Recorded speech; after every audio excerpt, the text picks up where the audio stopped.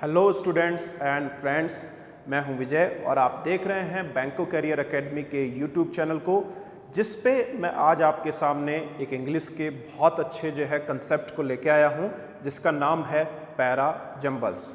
Para jumbles जो हैं, आप एसएससी एग्ज़ाम दे रहे हैं, बैंक का दे रहे हैं या कैट का एग्ज़ाम दे रहे हैं, उनमें ज़्यादातर ये सवाल वो पूछे जाते हैं। यदि आप ये वीडियो अंतिम वो पड़ाव तक देखते हैं तो आपको कहीं भी किसी भी चीज़ को पढ़ने की आवश्यकता नहीं रहेगी और आप चंद सेकंडों के अंदर पैरा जंबल को चुटकियों में सॉल्व कर लेंगे। तो आप इस वीडियो को अंतिम पड़ाव तक देखें, अपने दोस्तों के साथ शेयर करें और मैं आपके सामने आज ऐसी कंसेप्ट प्रस्तुत करूंगा कि आप यदि आपको इंग्लिश से डर भी लगता है तो भी आपका डर वो हट जाएगा। तो यहाँ पे अपन बात करेंगे आज पैरा जंबल्स की। देखो बच्चों, पैरा जंबल्स होता क्या है? पहले तो पैरा जंबल्स एक तरीके से जैसे आप हिंदी में पैराग्राफ पढ़ते हैं, उसी तरीके से इंग्लिश में भी आपने देखा होगा पैराग्राफ लिखा रहता है कहानी की तरह। यदि अपन उसके सेंटेंस को, जैसे छठा सेंटेंस है उसको पहले रख दिया है ना, सेकंड को फोर्थ पोजीशन पे रख दिया, इस तरीके से उसको आगे पीछे कर दिया। और आगे पीछे करके एग्जामिनर क्या करता है, आपको एग्जाम में देता है कि भाई अब बताओ, इसको अरेंज करो, पहले कौन सा आएगा, सेकंड पे कौन सा आएगा, थर्ड पे कौन सा आएगा, और फिर वो अलग अलग तरीके से क्वेश्चन पूछता है। पहले तो एक पैटर्न था कि उनको अरेंज करवाता था फर्स्ट सेकंड थर्ड फोर्थ इस तरीके से, या एसएससी एग्जाम दे रहे हैं तो PQRS पैटर्न था, वो भी अपन करेंगे आज के एग्जाम में, आज के वीडियो के अंदर। तो इस तरीके से अलग अलग पैटर्न्स पे सवाल पूछे जाते हैं। तो इसको अपन पैरा जंबल्स भी कह सकते हैं, जंबल्ड पैराग्राफ भी कह सकते हैं, रीअरेंजमेंट ऑफ सेंटेंसेस भी कह सकते हैं। तो ये तो अपना वो इसको अलग अलग नामों से जो बोला जाता है वो मैंने आपको बताया। अब देखो, इसको सॉल्व करने के लिए मैं आपको थोड़ा सा यहाँ पे वो ओवरव्यू दूंगा। थोड़ा सा इस चीज़ का ध्यान रखें, मैं हल्का सा आपको समझाने का प्रयास करूंगा कि आपको क्या देखना है। देखो, इसमें आप आर्टिकल के उपयोग को थोड़ा सा समझ लें। आर्टिकल्स देखो बच्चों, दो तरीके होते हैं। आपको नियम वगैरह कुछ भी नहीं सीखना यहाँ पे, है ना। ग्रामर आपको नहीं भी आता तो आप टेंशन ना लें, है ना। थोड़ा सा आपको समझना है कि देखो, आर्टिकल दो तरीके के होते हैं, द और ए और एन आर्टिकल। अब देखो, ए और एन आर्टिकल अपन सेंटेंस में तब इस्तेमाल करते हैं जब अपन नाउन को फर्स्ट बार इंट्रोड्यूस कर रहे हैं सेंटेंस के अंदर, और यदि उसको फिर नाउन को आप रिपीट कर रहे हैं बार बार उस सेंटेंस में, तो बाद में क्या आएगा, उसको जस्टिफाई करने के लिए डेफिनेट आर्टिकल दे का इस्तेमाल किया जाएगा। बस आपको इतना सा ही ध्यान रखना, जिस सेंटेंस में ए दिखे यानी वो पहले आएगा नाउन, है ना, और उसके बाद में उसको बार बार रेफरेंस के माध्यम से दर्शाया जा रहा है तो बाद वाला सेंटेंस दी आर्टिकल वाला रहेगा। बस सिंपल सी बात। इसके बाद में time sequence approach. Time sequence approach में आपको क्या ध्यान रखना है कि जो घटनाएं घट चुकी हैं, पास्ट में हुई हैं, वो पहले आएंगी, प्रेजेंट की बाद में आएंगी, उसके बाद में फ्यूचर की आएंगी। तो यहाँ पे आपको यही ध्यान रखना है कि पहले पास्ट की एक्टिविटीज रहेंगी, फिर प्रेजेंट की रहेंगी, फिर फ्यूचर की रहेंगी। बस इतना सा ही आपको ध्यान रखना है कि कौन सी घटना पहले घटित हुई उसको पहले लिखेंगे, फिर वर्तमान वाली लिखेंगे, फिर यदि फ्यूचर में कोई घटना घटित हो रही है तो उसको लिखेंगे। इसके बाद में नाउन और प्रोनाउन अप्रोच। देखो, नाउन और प्रोनाउन अप्रोच का भी आप ध्यान रखेंगे। जैसे मान लो किसी व्यक्ति का नाम लिख रखा है कहीं पे, राम श्याम जो भी है, या किसी महिला का नाम लिखा है, तो उसका नाउन प्रोनाउन क्या आएगा? ही है, सी है, दिस है, दैट है। तो ये जो या विच है, इस तरीके के नाउन प्रोनाउन का आपको इस्तेमाल पता होना चाहिए कि भाई विच किसके लिए आ रहा है, ही किसके लिए आ रहा है, सी किसके लिए आ रहा है।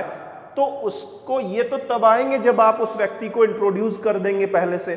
तो इससे पहले प्रोनाउन वाले से पहले नाउन वाला सेंटेंस लेना पड़ेगा आपको, सिंपल बात है। इसके बाद में देखो, एडजेक्टिव है। एडजेक्टिव जैसे मान लो कंपैरेटिव डिग्री आपको खासकर यहाँ पे काम आएगी। कंपैरेटिव डिग्री की यदि बात करें तो वो काम आएंगी यहाँ पे। जैसे मैं यदि किसी सेंटेंस में लिखा हुआ है कि इट इज सिंपलर प्रोसेस, तो ये एक वो सिंपलर प्रोसेस है, इसका मतलब मैं कंपेयर कर रहा हूं उसको, है ना। तो कंपेयर तभी करूंगा ना जब मैं पहले से किसी चीज को उसमें कंपैरिजन के लिए रख रखा है सेंटेंस के अंदर, उससे पहले कोई सेंटेंस आएगा तभी मैं उसको कंपैरिजन में लूंगा। तो आप यदि शुरुआत सेंटेंस ही सिंपलर से कर रहे हैं तो कैसे कर सकते हैं, ठीक है ना। तो आप किसी भी कंपैरेटिव डिग्री को जिसके अंदर जो सेंटेंस के अंदर उपयोग की गई है वो तभी आप उपयोग करेंगे जब वहां पे किसी से कंपैरिजन किया गया है और उसको आप पहले लिख रहे हैं, तभी आप उसको लिख सकते हैं। तो ये एडजेक्टिव का रोल यहाँ पे रहेगा, ये आप ध्यान रखेंगे। अगले थोड़ा सा जो चीज है वो कॉज एंड इफेक्ट है। कॉज एंड इफेक्ट का मतलब जहां पे जैसे एज ए रिजल्ट है, यहाँ पे किसी चीज को आप बोल रहे हैं, है ना, या फिर जो है देयरफॉर है, इस तरीके की चीजें हैं, सो है। तो ये सारे जो है वो कॉज एंड इफेक्ट, यानी ये कारण है और ये उसका प्रभाव है, यानी ये गतिविधि हुई और इसकी वजह से ये हुआ है। तो वहां पे कॉज एंड इफेक्ट का ध्यान रखें, यानी पहले आपको कारण बताना और फिर उसका प्रभाव बताना है। ऐसा नहीं है कि पहले आपने इफेक्ट बता दिया फिर आप कॉज का वर्णन कर रहे हैं, वो सिस्टम यहाँ पे गलत हो जाएगा। फिर अपन बात करेंगे लिंकिंग वर्ड्स की। देखो लिंकिंग वर्ड्स यानी एक सेंटेंस को दूसरे सेंटेंस से जोड़ने वाले शब्द होते हैं। जैसे किसी सेंटेंस में आपने देखा सिमिलरली, तो सिमिलरली इसका मतलब उससे पहले कौन सा सेंटेंस जो है संबंधित है उसको पहले रखेंगे, फिर उसको बाद में रखेंगे। सेम एज इसी तरीके से, यानी किस तरीके से, इसका मतलब इससे पहले कोई सेंटेंस आएगा। लाइकवाइज इसी तरीके से, इसका मतलब इससे पहले कोई सेंटेंस आने वाला है। ऑल्सो, ये देखो बहुत कीवर्ड के रूप में काम करता है यहाँ पे। ऑल्सो बहुत बार आपके सामने आएगा। तो इस तरीके की चीजों को ऑल्सो तभी आएगा जब आप किसी चीज को पहले से डिस्क्राइब वहां पे कर रहे हैं, ठीक है। इसके बाद में अलोंग विद है, इसके साथ, तो इसके साथ किसके साथ, जब आप उस किसी चीज को पहले डिफाइन कर रहे हैं वहां पे, तो उसमें आपको ये ध्यान रखना है लिंकिंग वर्ड्स का।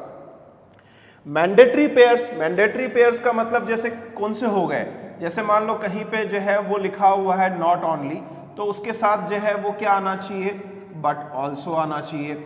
इसके बाद में कहीं पे लिखा हुआ है इधर, तो इसके साथ और आना चाहिए। इसके बाद में कहीं पे लिखा हुआ है निदर, तो इसके साथ नोर आना चाहिए, है ना। कहीं पे लिखा हुआ है मान लो सो, तो उसके साथ मान लो आपको कई बार काम आ सकता है दैट आना चाहिए। तो ये सारी जो है वो क्या है, मैंडेटरी पेयर्स हैं। तो ये चीज यहाँ पे आप ध्यान रखेंगे। लास्ट कंसेप्ट इसकी क्या है, फुल फॉर्म वर्सेस जो है शॉर्ट फॉर्म। जैसे मान लो कहीं पे लिखा हुआ है नो योर कस्टमर, ठीक है, और कहीं पे लिख दिया KYC। तो अब सेंटेंस में मान लो दो सेंटेंस आपके पास है, एक में लिखा हुआ है नो योर कस्टमर, दूसरे में लिखा हुआ है KYC। तो आपको क्या पता चला भाई, KYC का मतलब नो योर कस्टमर है। इसका मतलब जिस सेंटेंस में फुल फॉर्म लिखा हुआ है वो सेंटेंस पहले आएगा, जिसमें KYC लिखा हुआ है वो सेंटेंस बाद में आएगा। तो ये 8 कंसेप्ट जो मैंने आपको बताए हैं ये आप सॉल्व करते समय ध्यान रखेंगे, ठीक है। अब मैं आपके सामने पैराजंबल्स के जो बेसिक कंसेप्ट बिल्ड करने वाले जो टाइप्स हैं वो 3 टाइप मैं इस वीडियो के अंदर जिक्र करूंगा और उनको आप बहुत बारीकी से समझें और इन रूल्स को लगाने की कोशिश वहां पे करें, ठीक है। तो आप जो है वो अपन टाइप नंबर फर्स्ट लेते हैं। तो जैसा कि मैंने अभी आपको बताया कि अपन पैराजंबल्स के जो हैं वो 3 टाइप आज देखेंगे। उन 3 टाइप्स में से पहला एग्जाम्पल मैंने यहाँ पे टाइप का लिखा है, जो अपन सोल्व करने की कोशिश करेंगे किस तरीके से अपन चंद सेकंडों में पैराजंबल्स को सॉल्व कर सकते हैं और इजीली अपन जो है वो एग्ज़ाम में सवालों को हल कैसे करें। तो यहाँ पे अपन जो है ये सेंटेंस आप देख रहे हैं, इसके अंदर A, B, C, D और इधर आपका जो है वो ये E सेंटेंस लिखा हुआ है। ये आपके ऑप्शंस दिए गए हैं जिनका आप जो है वो सॉल्व करने में इस्तेमाल कर सकते हैं। अब यहाँ पे देखो अपन सेंटेंस को पढ़ते हैं कि जो जम्बल्ड सेंटेंस है उसको पहले तो अपन रीड आउट करते हैं। देखो, group banking is the system in which 2 or more independently incorporated banks are brought under control of a holding company। तो ये एक तरीके से अपन को जो है वो ग्रुप बैंकिंग की एक तरीके से परिभाषा बता रहा है ये सेंटेंस कि ग्रुप बैंकिंग वास्तव में होती क्या है। तो एक तरीके से अपन ये कह सकते हैं कि इसमें कुछ स्पेसिफिकेशन नहीं है यहाँ पे। अंडर ग्रुप बैंकिंग यानी ग्रुप बैंकिंग के तहत क्या होता है, the individual banks may be unit bank, यानी एक इकाई बैंक हो सकते हैं इंडिविजुअल बैंक, या फिर बैंक ऑपरेटिंग ब्रांच हो सकती है, या फिर कॉम्बिनेशन ऑफ टू, या दोनों का मिला जुला रूप भी हो सकता है।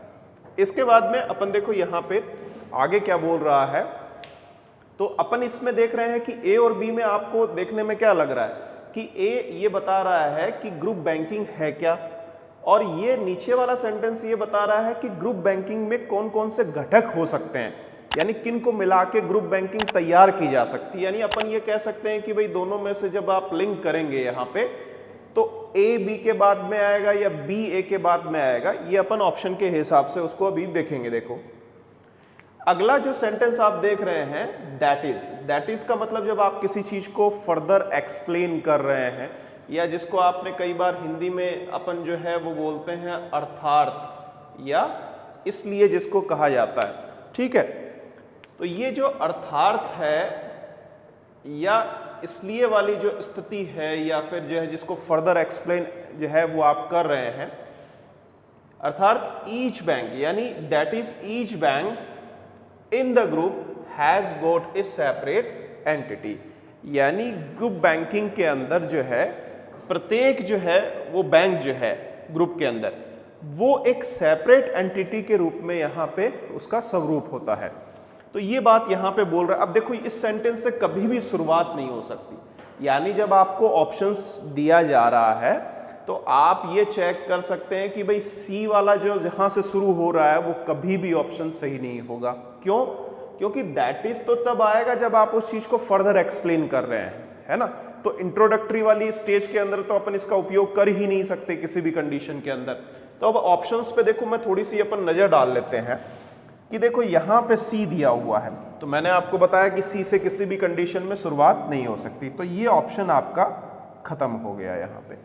अब अपने पास 3 ऑप्शन और बचे हैं, अपन आगे और पढ़ते हैं। देखो पार्टिसिपेटिंग बैंक्स, यानी जो उसके अंदर भागीदारी निभा रहे हैं, जो पार्टिसिपेटिंग बैंक्स हैं, retain their on boards of directors which are responsible to the supervising and regulatory authority and depositors for the proper operation of the bank। अब देखो यहाँ पे इस सेंटेंस के अंदर ये बोल रहा है कि participating banks retain their on boards of directors. अब किसके अंदर पार्टिसिपेट करने वाले? ग्रुप बैंकिंग के अंदर। तो पहले तो आपको ये बताना पड़ेगा कि ये सेंटेंस किससे संबंध में आप बोल रहे हैं, तो ग्रुप बैंकिंग से रिलेटेड चीजें पहले आनी चाहिए। और वैसे भी आप ऑप्शंस में देख रहे हैं कि डी से कहीं भी शुरुआत नहीं है, तो अपन इसको शुरुआती तौर में अपन को देखने की जरूरत भी नहीं है। अगले सेंटेंस लास्ट पे देखते हैं। देखो दी होल्डिंग कंपनी। अब देखो यहाँ पे आपको एक लिंक मिलेगा जो आपको कई बार जब आप पैराजंबल सॉल्व कर रहे होंगे तो ये बहुत इंपॉर्टेंट चीज है, क्योंकि इसमें जो है यहाँ पे जो आर्टिकल्स की भूमिका है, यहाँ पे जो डेफिनेट आर्टिकल है दे आर्टिकल और इंडेफिनेट आर्टिकल है यहाँ पे ए और एन आर्टिकल यहाँ पे। तो ये जो स्थिति यहाँ पे है डेफिनेट और इंडेफिनेट जो है वो आर्टिकल्स की, वहां पे अपन यहाँ पे देख रहे हैं। देखो यहाँ पे दिया हुआ है ए होल्डिंग कंपनी, इसका मतलब एक जनरल स्टेटमेंट है ये, ठीक है। इंडेफिनेट आर्टिकल्स के माध्यम से इस नाउन को जस्टिफाई किया जा रहा है। यहाँ पे बोल रहा है दी होल्डिंग कंपनी, इसका मतलब ये स्पेसिफाई किया जा रहा है कौन सी कंपनी, जो उसका हिस्सा है ग्रुप बैंकिंग का, तो ये उसी को आगे डिफाइन कर रहा है। यानी ई वाला हिस्सा जो है वो कभी भी शुरुआती कंडीशन में नहीं हो सकता, क्योंकि पहले आप जो है इंडेफिनेट फॉर्मेट लिखेंगे आर्टिकल्स की ए एन, और उसके बाद में उसको स्पेसिफाई करेंगे दी आर्टिकल्स के माध्यम से, यदि वो बार बार रिपीट हो रहा है तो इसका मतलब जहां से ऑप्शंस पे चलें तो जहां पे ई है वो ऑप्शन खत्म हो जाएगा आपका, ठीक है बच्चों। जब ऑप्शंस खत्म हो गया तो आप देख रहे हैं कि मेजॉरिटी सिर्फ एक ही ऑप्शन बचा है, तो आपका ये आंसर हो गया। तो ये तो आपका जो है आंसर आ गया। अब इस आंसर को अपन क्रॉस चेक भी कर लेते हैं कि भाई ये सही है अपना जवाब या नहीं है। 99.9% ये जो है वो 100% के आसपास ये सही है, आपको कोई डाउट यहाँ पे नहीं करना है। जैसे ई सेंटेंस ये बोल रहा है कि ये तो खत्म हो गया, तो आपका दोनों ऑप्शन खत्म, सी पहले ही अपन खत्म कर चुके हैं। ए से देखो, तो ए मैंने आपको बताया था कि ए सेंटेंस ग्रुप बैंकिंग को डिफाइन कर रहा है कि वास्तव में ग्रुप बैंकिंग होती क्या है। फिर देखो यहाँ पे बोल रहा है कि ई आ सकता है क्या, तो ई आ सकता है, क्यों नहीं आ सकता, क्योंकि यहाँ पे देखो इंडेफिनेट आर्टिकल्स के माध्यम से ए होल्डिंग कंपनी को जस्टिफाई किया गया है और फिर डेफिनेट आर्टिकल्स के माध्यम से दी होल्डिंग कंपनी को बता रहा है। कौन सी होल्डिंग कंपनी? जो ए सेंटेंस के अंदर ए के माध्यम से, आर्टिकल्स के माध्यम से जस्टिफाई की गई है। तो दी होल्डिंग कंपनी मे और may not be A banking company, तो हो सकता है कि वो बैंकिंग कंपनी हो भी और नहीं भी हो। उसके बाद में बी वाला देखो यहाँ पे, under group banking, group banking के तहत individual banks may be a unit bank. यदि आप इंडिविजुअल बैंक की बात कर रहे हैं तो वो यूनिट बैंक यहाँ पे के रूप में हो सकता है, या फिर बैंक्स ऑपरेटिंग ब्रांचें हो सकती हैं, या दोनों का मिला जुला स्वरूप हो सकता है। तो इस तरीके की स्थिति वहां पे हो सकती है। तो ये आपका बी सेंटेंस यहाँ पे जो है वो अगला हो जाएगा। इसके बाद में डी, और जो पार्टिसिपेटिंग बैंक्स हैं वो अपने अपने बोर्ड्स जो है वहां पे रिटेन करेंगे डायरेक्टर्स के, विच आर रेस्पॉन्सिबल, जो सुपरवाइजिंग और रेगुलेटरी अथॉरिटी के लिए जिम्मेदार रहेंगे, and depositors for the proper operation of the bank, और डिपॉजिटर्स के लिए भी उनकी जिम्मेदारी वहां पे तय रहेगी। और अंतिम सेंटेंस आपका जो है यहाँ पे क्या हो जाएगा? सी हो जाएगा, that is each bank in the group has got a separate entity. तो इस तरीके से आप जो है चाहे तो चंद सेकंडों में आर्टिकल्स का यूज करके, नाउन प्रोनाउन का यूज करके किस तरीके से सवाल की जो है भूमिका जो यहाँ पे दी गई है, क्योंकि हर जगह एक ही नियम लगे ये आवश्यकता नहीं है। तो अपन जैसे ये मैंने आपको टाइप फर्स्ट बताया, आजकल जो है वो एसएससी में भी इस तरीके के सवाल पूछे जाने लगे हैं, बैंक में तो पहले से ही इस तरीके के सवाल आ रहे हैं, नए पैटर्न में भी इस तरीके के क्वेश्चन पूछे जा रहे हैं, कैट में पहले से ही आ रहे हैं। तो मेरा मानना ये है कि आप ऑप्शंस का जितना, इस तरीके के क्वेश्चंस में ऑप्शंस का जितना उपयोग करोगे उतना ही आपके लिए इन सवालों को हल करना आसान रहेगा। इसके बाद में इसी तरीके से मैं आपको अगले टाइप का जो है विवरण और बता रहा हूं, जिसमें आज अपन जो है मैंने आपको बताया जैसा कि अपन 3 टाइप देखेंगे। फर्स्ट टाइप अपन देख चुके हैं, यानी नॉर्मली आपको 5 से 6 सेंटेंस दिए रहेंगे, ऑप्शन 4 से 5 हो सकते हैं, तो उनको ऑप्शंस के माध्यम से कैसे अपन कर सकते हैं ये आपको ध्यान रखना है। अब अपन टाइप नंबर 2 पे चलते हैं। तो अब अपन जो है जो पैराजंबल का 2nd टाइप है उसको अपन देखेंगे। देखो इसमें और पहले वाले में क्या फ़र्क है, वो यहाँ पे जो इनिशियल सेंटेंस है और जो लास्ट सेंटेंस है, जैसे यहाँ पे फर्स्ट नंबर इनिशियल सेंटेंस है और 6th नंबर जो है वो यहाँ पे एंड सेंटेंस है, यानी जहाँ पे ख़त्म होगा। इसके बीच के सेंटेंस एग्जामिनर क्या करता है कि इनको पैराजंबल कर देता है ना, और उन्हीं को अपन अरेंज करना होता है और ऑप्शन के हिसाब से वहाँ पे आंसर देना होता है। तो ये ज़्यादातर जो है वो आपको एसएससी के एग्ज़ाम में बहुत बार देखने को मिलेगा। आजकल जो है वो कई तरीके के जो है वो बैंक के एग्ज़ामों में भी आने लगा है, लेकिन जो है मोस्टली इस तरीके का सवाल एसएससी में देखने को आपको मिलता है। देखो इस सवाल पे अपन चलते हैं। देखो इंडिया इज डीम्ड, डीम्ड का मतलब जो है वो क्या होता है, किसी चीज के ऊपर जो है वो मानना या विचार करना या उसके ऊपर गौर फरमाना, यानी भारत जो है वो माना विचार, भारत को जो है वो इस रूप में नहीं माना जाता है। टू बी रेस्पेक्टेबल, एक आदरणीय जो है वो या सम्मानजनक राष्ट्र के रूप में नहीं माना जाता है। जब खेल की बात होती है, जब स्पोर्ट्स की आप बात कर रहे हैं या स्पोर्ट्स के संदर्भ में देख रहे हैं, तो भारत जो है वो एक सम्मानजनक देश के रूप में नहीं है। ये तो यहाँ पे ओपनिंग सेंटेंस हो गया अपना। अब देखो लास्ट सेंटेंस अपन देखते हैं पहले, बीच वाले पढ़ने से पहले। Doping is a way to enhance the performance by the means of drugs and steroid. तो आपने देखा होगा कि खिलाड़ी कई बार अपनी परफॉर्मेंस जो है सुधारने के लिए स्टेरॉइड और ड्रग्स वगैरह का इस्तेमाल करते हैं, उनकी परफॉर्मेंस उससे सुधरती है। अब देखो यहाँ पे अपन देख रहे हैं कि ऊपर वाले सेंटेंस के अंदर जो पहला ओपनिंग सेंटेंस था उसमें सिर्फ खेल की बात की गई है और भारत की बात की गई है यहाँ पे, ठीक है।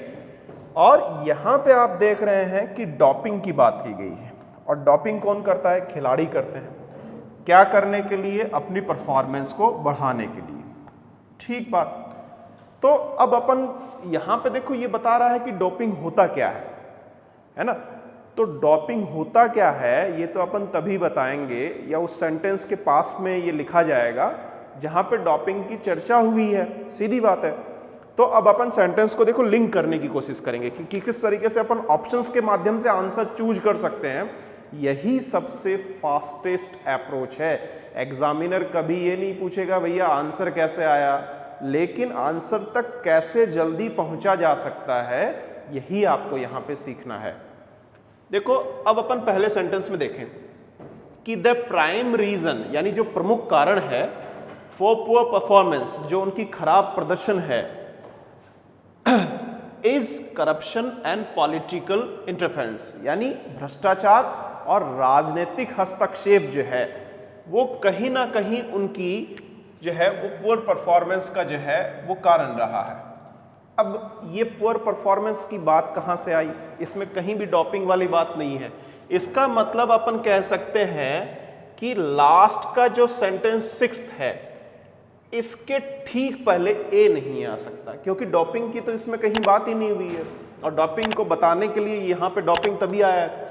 आगे देखो, इवन दो, यद्यपि, ह्यूज अमाउंट का मतलब बहुत ज्यादा बड़ी जो राशि है, इज स्पेंट ऑन, जो खर्च की जाती है किसके ऊपर, ट्रेनिंग एंड ग्रूमिंग यानी उनको संवारने में, उनका जो है परफॉर्मेंस सुधारने में, ऑफ द प्लेयर्स, खिलाड़ियों का, we still have not been able to achieve the desired result. लेकिन फिर भी इतना पैसा खर्च करने के बावजूद भी उनके जो है वो परफॉर्मेंस में अपन सक्षम नहीं हो पा रहे हैं कि उनकी चीजों को जो है वो डिजायर्ड रिजल्ट्स को प्राप्त किया जा सके।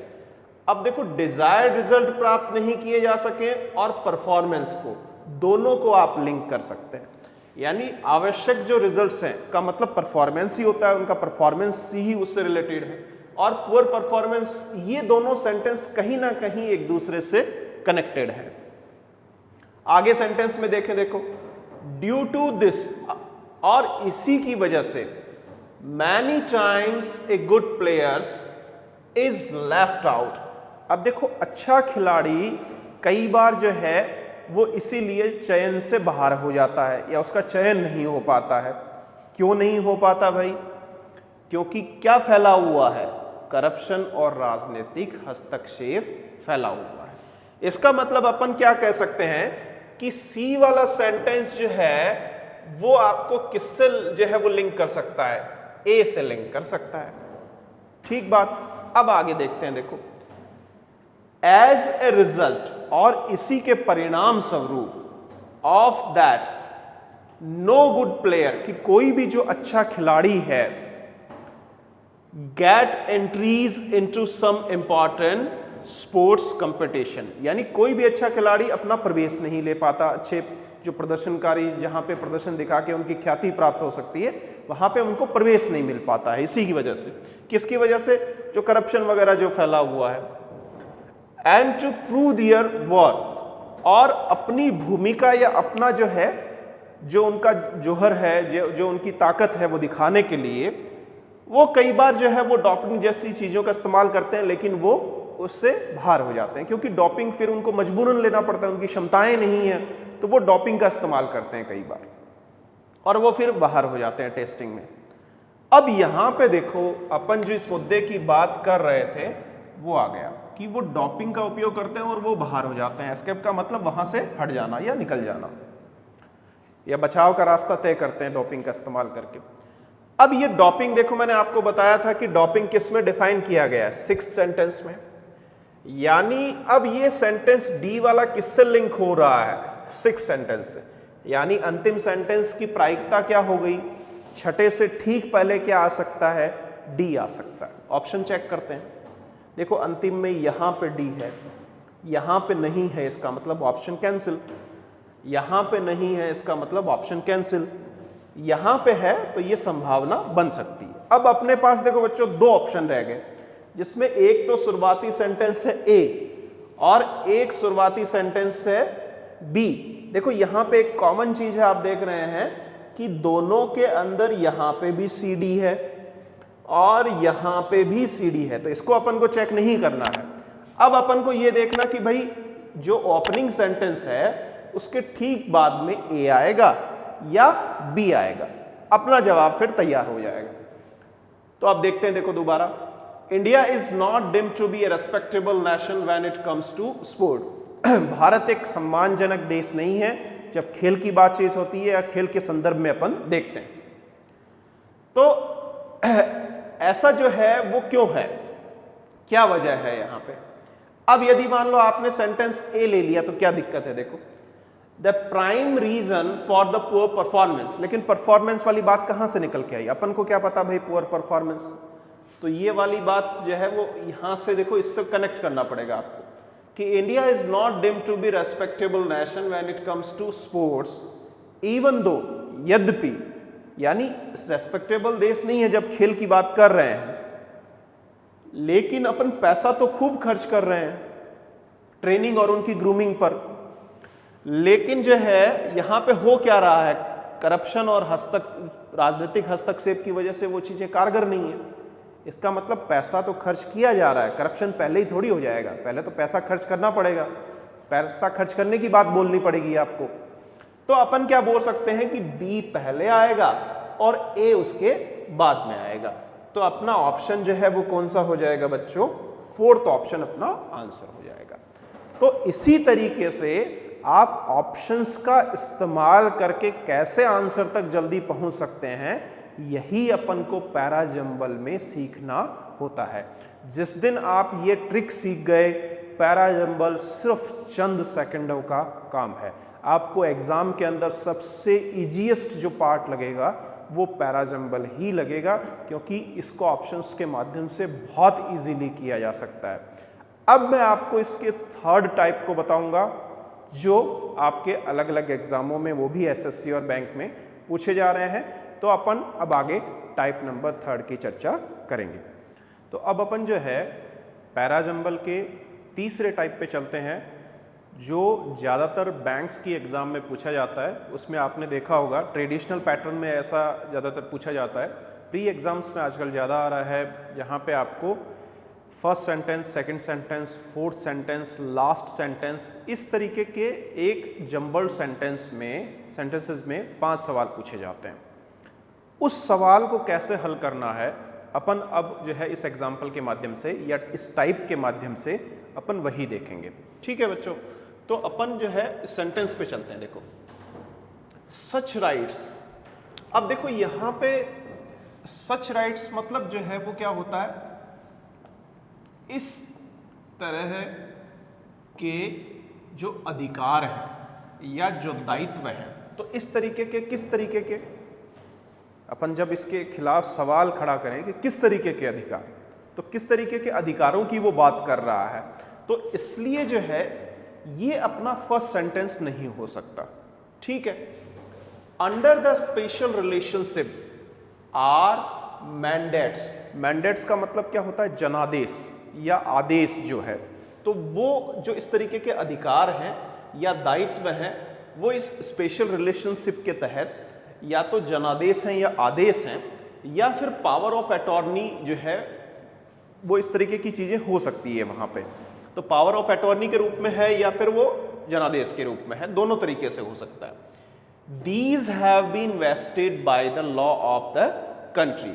अब देखो दीज यानी ये जो है, अब ये कौन सी चीजें भाई अपन को नहीं पता है, तो पहले ये किसका वर्णन कर रहा है, इस दीज के माध्यम से वो किसका वर्णन कर रहा है यहाँ पे इस प्रोनाउन के माध्यम से, ये अपन को यहाँ पे देखना है।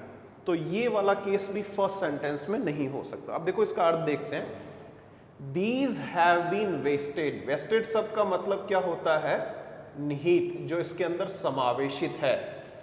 किसके अंदर समावेशित है, जो भारतीय कानून के अंदर समावेशित है। तो ये सारी चीजें जो है वो भारतीय कानून के अंदर समावेशित है। कौन सी चीजें समावेशित हैं, तो ये भी अपना फर्स्ट सेंटेंस नहीं हो सकता।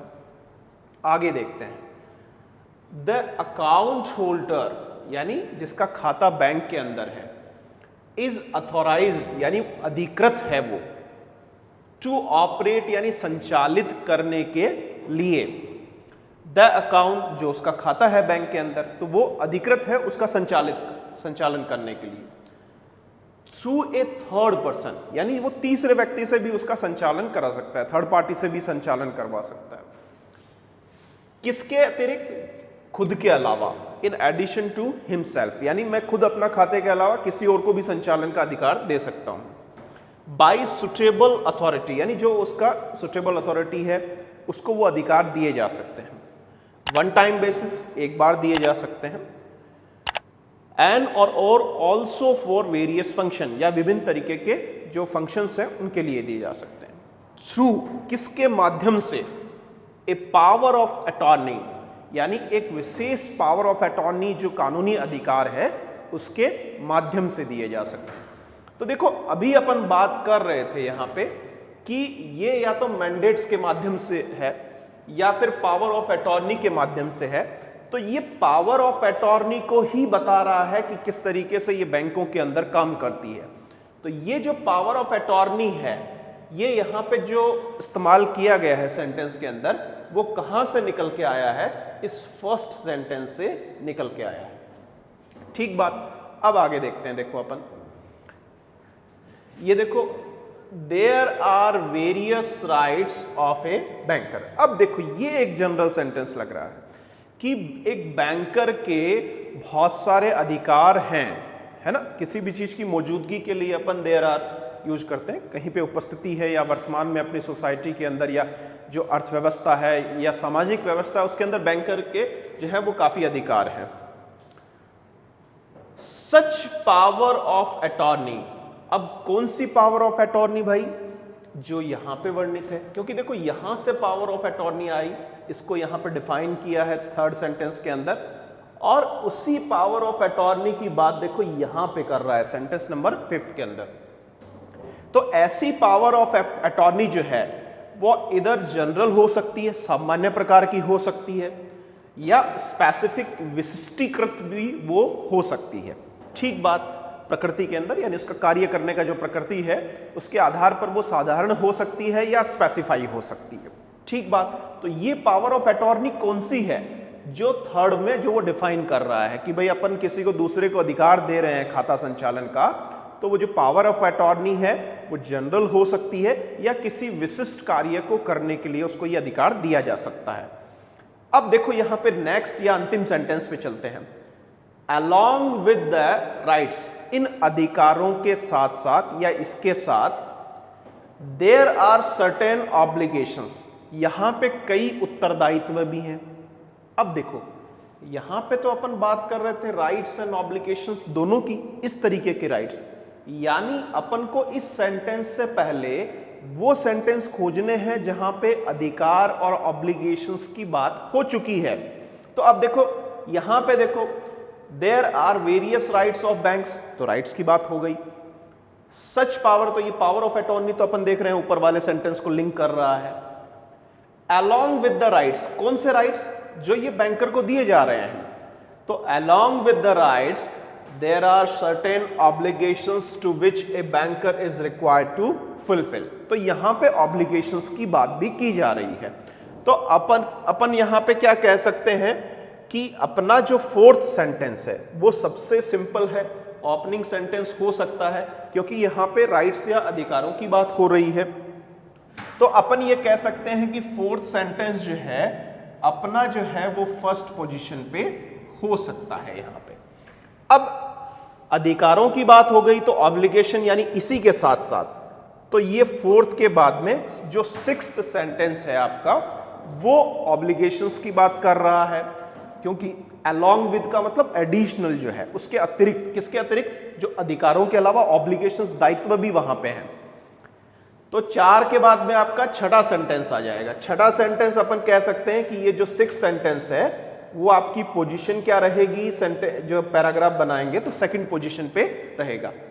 तो अपन कह सकते हैं कि पहले 4 आएगा, फिर 6 सेंटेंस आएगा, और इन्हीं राइट्स और ऑब्लिगेशंस की बात कहां पे कर रहा है? सच राइट्स यानी इसी तरीके के अधिकार या जो दायित्व हैं वो आपका फर्स्ट सेंटेंस यहां पे रहेगा। अब देखो जो है दो चीजें हैं, these have been vested by the law of attorney. यदि अपन इस हिसाब से जाएं तो ये जो सेकंड सेंटेंस है अपने लिए प्रॉब्लम क्रिएट कर सकता है, क्योंकि यहां पे इस हिसाब से तो ये सेंटेंस यहां पे आना चाहिए, ठीक है, और इसके बाद में आप जो है वो कौन सा ले सकते हो, 3 नंबर यानी तीसरा, और फिर जो है वो आपका 5वां आ जाना चाहिए इस तरीके से, यानी 4 6, ठीक है, पहले 4 आएगा, फिर 6 नंबर सेंटेंस, फिर फर्स्ट, फिर सेकंड, फिर थर्ड, और फिर लास्ट में 5th, क्योंकि ये मैंने आपको बताया अटॉर्नी की बात कर रहा है। अब देखो प्रॉब्लम क्या है, ये जो पोजीशन है वो आपको प्रॉब्लम क्रिएट करेगी। क्यों करेगी? क्योंकि देखो जो थर्ड सेंटेंस है उसमें पावर ऑफ अटॉर्नी की बात की गई है कि किस तरीके से पावर ऑफ अटॉर्नी काम करती है, ठीक बात। अब यदि आपने जो है वो सेकंड के बाद में थर्ड लिया तो पावर ऑफ अटॉर्नी का लिंक टूट जाएगा यहां पे, ठीक। अब यदि इस पोजीशन को आप यहां से इस तरीके से चेंज कर दें, यहां पे 2 ले आए और फिर 1 ले आए। अब देखो यहां पे पढ़ो, आपने इसके साथ बता दिया कि ऑब्लिगेशंस भी वहां पे मौजूद हैं, ठीक, और ये दोनों जो है भारतीय कानून के अंदर जो है वो व्याप्त हैं या निहित हैं, ठीक बात। अब ये जो अधिकार और ऑब्लिगेशंस हैं वो जो है वो मैंडेट्स या पावर ऑफ अटॉर्नी के रूप में है, और पावर ऑफ अटॉर्नी का फिर अपन एग्जांपल बता रहे हैं, इसलिए फर्स्ट के बाद में थर्ड आएगा, ना कि सेकंड के बाद में थर्ड आएगा। ये भी आप जो क्रॉस चेक करें। अब इसमें क्या होता है, एग्जामिनर क्या होता है, जैसे यहां पे मैंने लिखा भी है फर्स्ट सेंटेंस कौन सा है, तो फर्स्ट सेंटेंस अपना 4th है। इसी तरीके से आपको एग्जामिनर क्या करेगा, एग्जाम में 5 सवाल आपको पूछेगा कि सेकंड सेंटेंस कौन सा है, 4th कौन सा है, लास्ट सेंटेंस कौन सा है, ठीक है। इस तरीके से आपको कुल मिला के 5 सवाल के सामना जो है यहाँ पे करवाया जाएगा, यानी जिसमें जंबल्ड सेंटेंसेस रहेंगे और आपसे 5 सवाल पूछे जाएंगे। तो मैंने आपको बता दिया कि कैसे आपकी अप्रोच होनी चाहिए, लिंक आपको जो है वो वर्ड्स जो है वो कैसे लिंक करना है, कैसे उनका अर्थ समझते हुए आगे बढ़ना है। देखो पैराजंबल्स के रूल्स भी होते हैं, जैसा कि मैंने आपको शुरुआत में बताया, लेकिन जो है वो रूल्स से ज़्यादा जो है, जो रूल्स रेगुलेशंस हैं उनसे ज़्यादा प्रैक्टिस है। आप प्रैक्टिस जितनी ज़्यादा करेंगे आपके अंदर उतना ही निखार आता चला जाएगा। कई बार नियम जो है वो तभी काम कर पाते हैं जब उनको अपन जो है वो काम में लेते हैं, तो काम में जैसे अपन लेंगे तभी वो चीज़ें धीरे धीरे अपने प्रैक्टिस में आती जाएंगी, ठीक है। तो ये 3 टाइप मैंने आपको पैराजंबल्स के बताए हैं। यही जो टाइप्स हैं वो कैट के एग्ज़ाम में, एसएससी सीजीएल हो चाहे सीपीओ हो, 10+2 हो, उनके एग्ज़ाम में पूछे जाते हैं। बैंक का एग्ज़ाम आप कोई भी ले लें, उनमें इसी तरीके के टाइप्स जो हैं वो ज़्यादातर आते हैं। बैंक्स में हालांकि कुछ नए टाइप्स आजकल और आने लगे हैं जिनको अपन मॉडर्न टाइप्स कह सकते हैं। आने वाले वीडियोस के अंदर बैंक्स के उन टाइप्स का मैं और जिक्र आपके सामने करूंगा। तो इस तरीके से जो है ये पैराजंबल्स की मैंने ट्रिक्स आपको समझाने की कोशिश की, जो है जो आपकी अप्रोच होनी चाहिए सॉल्व करने की, वो मैंने समझाने का प्रयास किया। तो इस वीडियो को यदि आपको पसंद आया तो अपने दोस्तों के साथ शेयर करें। लाइक और डिसलाइक ज़रूर बनता है। यदि आप वीडियोस देख रहे हैं हमारे रेगुलर, तो आप जो है वो इसको लाइक और डिसलाइक भी करें। कमेंट बॉक्स में कमेंट करें, आपकी कोई भी क्वेरी है तो आप मुझसे ज़रूर पूछ सकते हैं इससे संबंधित। इंग्लिश के और भी जो है वो क्लोज टेस्ट के अन्य वीडियो भी मैं जल्द ही आपके सामने लेके आ रहा हूँ। धन्यवाद।